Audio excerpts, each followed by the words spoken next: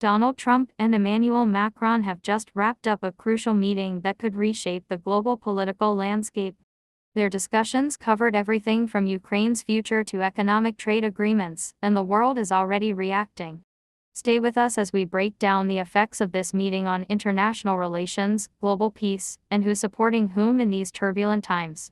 The meeting between former President Trump and French President Macron was a significant one, bringing to light some stark differences in their approaches to global conflicts and economic strategies.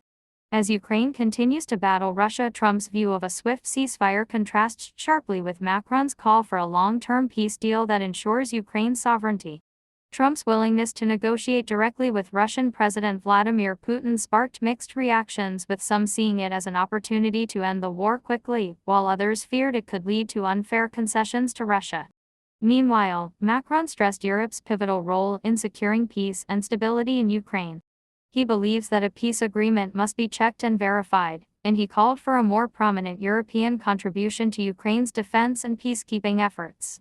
His stance reflects Europe's commitment to Ukraine's sovereignty, which has been a significant source of support for Ukraine from EU members, NATO allies, and other countries like the UK and Poland. As for Russia, it's been receiving diplomatic support mainly from China and India. Both nations, while cautious, have maintained their economic ties with Russia, particularly in the energy sector. Belarus remains a staunch ally of Russia, providing logistical support and military coordination. However, countries like the U.S. and most European nations have continued to impose severe sanctions on Russia, aiming to pressure it into compliance and weaken its military capacity. Public reactions to this meeting have been mixed. In the U.S. and Europe, many continue to support Ukraine, calling for more aid and stronger actions against Russia.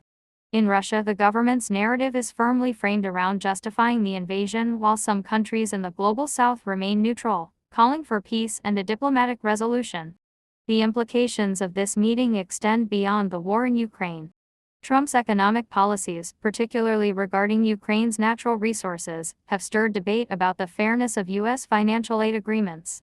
Meanwhile, Macron's calls for European peacekeeping forces and a balanced approach to supporting Ukraine are seen as a push for Europe to play a more prominent role on the world stage.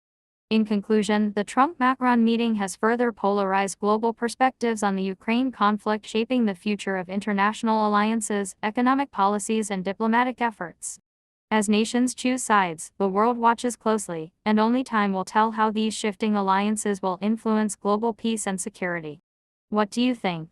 Drop your thoughts in the comments, and don't forget to subscribe, like, and share for more breaking news like this. Stay tuned for updates.